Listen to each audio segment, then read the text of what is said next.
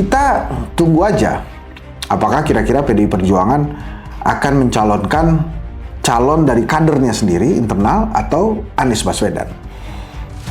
Ini teman-teman, yang saya bacakan ini sangat berpengaruh pada konstelasi pilkada per hari ini 20 Agustus ya? 20 Agustus Pak. 20 Agustus 2024.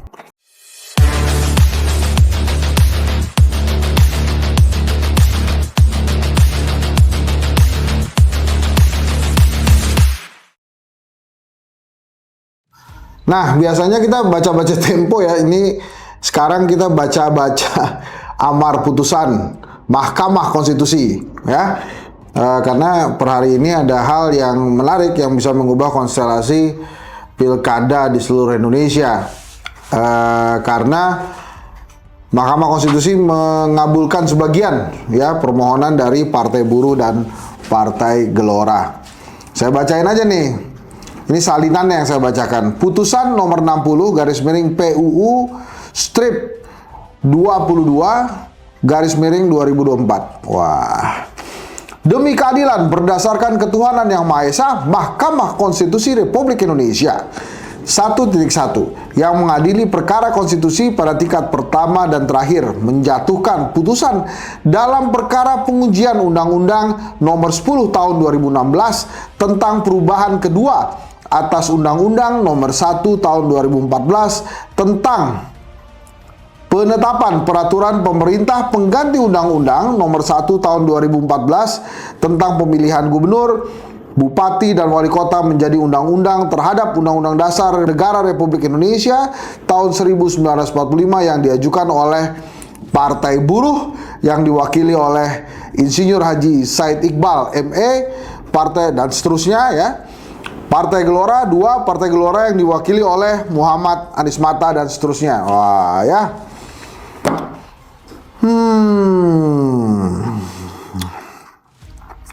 Amar putusan mengadili dalam provisi (2) menolak permohonan provisi para pemohon. Dalam pokok permohonan 1 mengabulkan permohonan para pemohon untuk sebagian.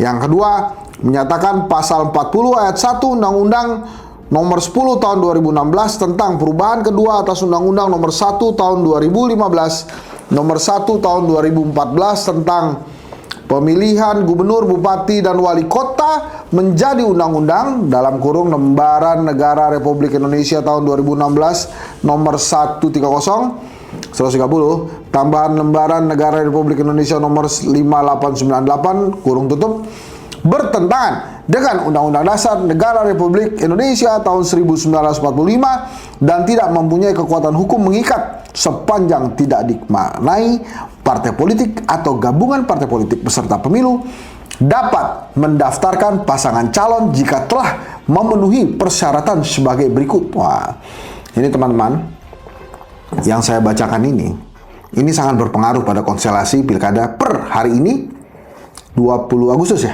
20 Agustus Pak. 20 Agustus 2024. Untuk mengusulkan calon gubernur dan calon wakil gubernur A, provinsi dengan jumlah penduduk yang termuat pada daftar pemilih tetap sampai dengan 2 juta jiwa, partai politik atau gabungan partai politik peserta pemilu harus memperoleh suara sah paling sedikit 10% di provinsi tersebut. B, provinsi dengan jumlah penduduk yang termuat pada daftar pemilih tetap lebih dari 2 juta jiwa sampai dengan 6 juta jiwa, partai politik atau gabungan partai politik peserta pemilu harus memperoleh suara sah paling sedikit 8,5% di provinsi tersebut. Jadi gini. Tadinya kan cuma yang bisa nembus ke DPRD aja. Nah ini sekarang kelihatannya hitungan suara aja boleh gitu. Jadi nggak tergantung kursi. Tadi 2 ya, saya ulang nih. 2 juta jiwa minimal paling sedikit 10%. 2 juta sampai 6 juta minimal paling sedikit 8,5%. Yang C nih ya.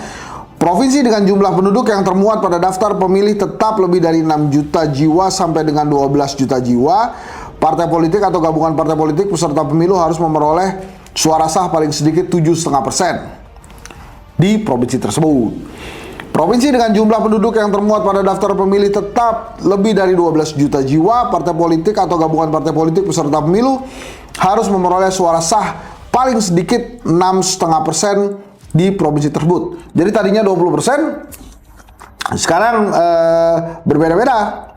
Saya ulang ya, 2 juta jiwa 10%, 2 juta sampai 6 juta jiwa 8,5%, 6 juta jiwa sampai 12 juta jiwa 7,5%, 12 juta sampai dengan lebih atau lebih dari 12 juta itu 6,5%. Jadi kalau Jakarta 7,5% boleh ngajuin gubernur. Kalau di Jawa Barat kelihatannya ini ya 12 jutaan lebih, 6,5% cukup. Saya lanjutkan dulu amar putusannya ya. Untuk mengusulkan calon bupati dan calon wakil bupati serta calon wali kota dan calon wakil wali kota, kabupaten kota dengan jumlah penduduk yang termuat pada daftar pemilih tetap sampai dengan 250.000 jiwa, partai politik atau gabungan partai politik peserta pemilu harus memperoleh suara sah paling sedikit 10%. Kabupaten kota dengan jumlah penduduk yang termuat pada daftar pemilih tetap lebih dari 250.000 sampai dengan 500.000 jiwa, partai politik atau gabungan partai politik peserta pemilu harus memperoleh suara sah paling sedikit 8,5%. Kabupaten kota dengan jumlah penduduk yang termuat pada daftar pemilih tetap lebih dari 500.000 sampai dengan 1 juta jiwa, partai politik atau gabungan partai politik peserta pemilu harus memperoleh suara sah paling sedikit 7,5% di kabupaten kota tersebut. Kabupaten kota dengan jumlah penduduk yang termuat pada daftar pemilih tetap lebih dari 1 juta jiwa, partai politik atau gabungan partai politik peserta pemilu harus memperoleh suara sah paling sedikit 6,5% di kabupaten kota tersebut. 3. Menyatakan pasal 40 ayat 3 Undang-Undang Nomor 10 Tahun 2016 tentang perubahan kedua atas Undang-Undang Nomor 1 Tahun 2015 tentang penetapan peraturan pemerintah pengganti Undang-Undang Nomor 1 Tahun 2014 tentang pemilihan gubernur, bupati, dan wali kota menjadi undang-undang dalam kurung Lembaran Negara Republik Indonesia tahun 2016 Nomor 130 tambahan Lembaran Negara Republik Indonesia Nomor 5898 bertentangan dengan Undang-Undang Dasar Negara Republik Indonesia dan tidak mempunyai kekuatan hukum mengikat. 4. Memerintahkan pemuatan putusan ini dalam Berita Negara Republik Indonesia sebagaimana mestinya. 5. Menolak permohonan para pemohon untuk selain dan selebihnya. Jadi teman-teman, sebelumnya peraturan mengisyaratkan harus 20% suara rata provinsi, kabupaten, kota. Nah, sekarang dengan peraturan baru, saya ulang ya, untuk provinsi sampai dengan 2 juta jiwa 10% aja bisa mengajukan. Jadi partai politik dan gabungan partai politik 10% aja suara sah ya, bukan kursi nih, jadi suara sah 10% aja. 2 juta sampai 6 juta boleh mengajukan suara sah paling sedikit 8,5%. Jadi boleh mengajukan calon gubernur, calon wakil gubernur, suara sah gabungannya 8,5% aja. Kalau 6 juta sampai 12 juta, suara sah yang boleh mengajukan 7,5% aja. Provinsi dengan 12 juta ke atas, 6,5% aja. Nah, kalau kabupaten kota, ini calon bupati, calon wali kota, kalau sampai 250.000, 10% aja. Kalau 250.000 sampai 500.000 jiwa, mengajukan bisa 8,5% aja. Kalau 500.000 sampai 1 juta jiwa, 7,5% aja. Kalau lebih dari 1 juta, 6,5% aja. Jadi gini, misalnya ada partai politik A, ya, punya suara sekitar 3%. Itu digabung sama partai politik B 3%, partai politik C 3%, dan dia berada di kabupaten kota yang penduduknya antara 500.000 sampai 1 juta, itu sudah bisa mengajukan calon wali kota atau calon bupati. Karena persyaratannya, kalau kabupaten kota 500.000 sampai 1 juta jiwa hanya 7,5%. Nah, di provinsi gimana? Kalau ada partai A 3%, partai B 3%, partai C 3%, total 9%, 7,5% syaratnya. Jadi dia bisa mengajukan calon juga di Jakarta. Contoh paling gampang nih, PDI Perjuangan kan tinggal sendirian di Jakarta. Yang lainnya 12 partai politik sudah mendukung Ridwan Kamil dan Suswono. PDI Perjuangan di Jakarta 14,1% kalau saya tidak salah. 15 kursi. Artinya PDI Perjuangan bisa mencalonkan calon gubernur sendiri. Nah itu yang menarik tuh. PDI Perjuangan bisa mencalonkan calon gubernur sendiri. Sekarang pertanyaannya di Jakarta, apakah PDI Perjuangan akan mendorong kader internalnya sebagai calon gubernur? Seperti misalnya nih Basuki Cahayapurnama atau Rano Karno. Atau terserah dia lah mau siapa juga. Ataupun ya tiba-tiba kepincut dengan Anies Baswedan. Bisa dia mencalonkan sendiri sekarang. Anies Baswedan Rano Karno seperti flyer yang sudah tersebar kemana-mana itu bisa diwujudkan. Sekarang apa yang harus dilakukan? Ya terserah PDI Perjuangan. Kelihatannya kalau mau lawan Jokowi dan menang, salah satu solusinya bisa jadi mencalonkan Anies Baswedan.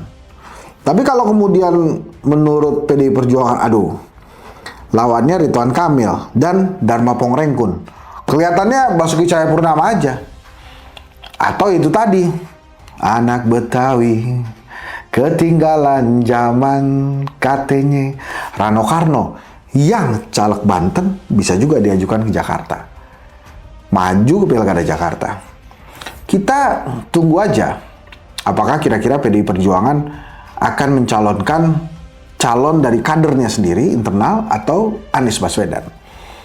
Ya buat mendukung masing-masing silakan berdoa. Ini bukan berimbas di Jakarta aja, bisa jadi Banten juga hal yang serupa. Karena kelihatannya Golkar bisa mencalonkan sendiri. Jadi kalau Golkar bisa mencalonkan sendiri ya mungkinan Airin yang akan dicalonkan. Gimana Airin di Banten? Apakah bisa mencalonkan sendiri Partai Golkar? Bisa. Dia berapa persen? Total 14 kursi Golkar. Sekitar 14 kursi. Tapi itu Airin itu pada saat Erlangga Hartarto menjadi ketua umum. Nah sekarang kalau Bahlil jadi ketua umum tetap Airin atau tidak? Mestinya sih demi rasa keadilan warga Banten harusnya Airin juga bisa maju. Jadi kita lihat nih partai politik PDI Perjuangan apakah akan mengajukan Anies atau kader internalnya di Jakarta, dan Golkar apakah tetap kekeh bisa mengajukan Airin ya di Banten. PKS di Jawa Barat mungkin juga bisa mencalonkan sendiri. Nah, mengubah konstelasi perpolitikan saat ini. Dan ya kita lihat siapa yang akan memanfaatkan di Jakarta. Ini kalau warga Jakarta tahu, ya, terutama mendukung Anies tahu, ini Anies bisa maju gara-gara Partai Gelora. Bisa aja PKS pendukungnya pindah dukung Partai Gelora. Aduh, gimana PKS? Mau mencabut dukungan dari Ridwan Kamil atau tetap? Yang jelas sih kalau Partai Golkar ya karena Ridwan Kamil kadernya ya tetap. Seru lah kalau kemudian kontestasi pilkada ya diisi dengan orang-orang terbaik. Ada Ridwan Kamil, ada Ahok misalnya, atau ada Anies, atau ada Rano Karno, ya ada Dharma Pongrengkun, itu bakal jadi rame banget. Mudah-mudahan ini mengubah konstelasi semua, dan pastinya akan berpengaruh ke daerah-daerah lain juga, Jawa Timur misalnya, Jawa Tengah ya. Kita tunggu, semoga keputusan MK kali ini bisa menghadirkan putra-putra daerah terbaik di provinsi masing-masing, atau putra-putra terbaik Republik Indonesia yang akan berkontestasi sebagai pemimpin daerah. Saya Henry Satrio, terima kasih telah menonton YouTube saya, dan itulah tadi pembacaan amar putusan Mahkamah Konstitusi yang diawali dengan kata-kata demi keadilan berdasarkan ketuhanan yang Maha Esa. Itu kata Mahkamah Konstitusi Republik Indonesia. Terima kasih. Assalamualaikum warahmatullahi wabarakatuh.